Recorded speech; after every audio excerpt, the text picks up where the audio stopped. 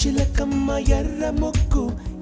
ముక్కులే పిల్లవాకు పూవై పూసిన ఎర్ర రోజా పూత గులాబీ పసిపాదం ఎర్రాని రూపం ఉడికే కోపం ఎర్రాని రూపం ఉడికే కోపం సంధ్యావర్ణ మంత్రాలు వింటే ఎర్రని పంట పాదమంటే కాంచనాల జిలుగు పచ్చ కొండ బంతి గోరంత పచ్చ పచ్చ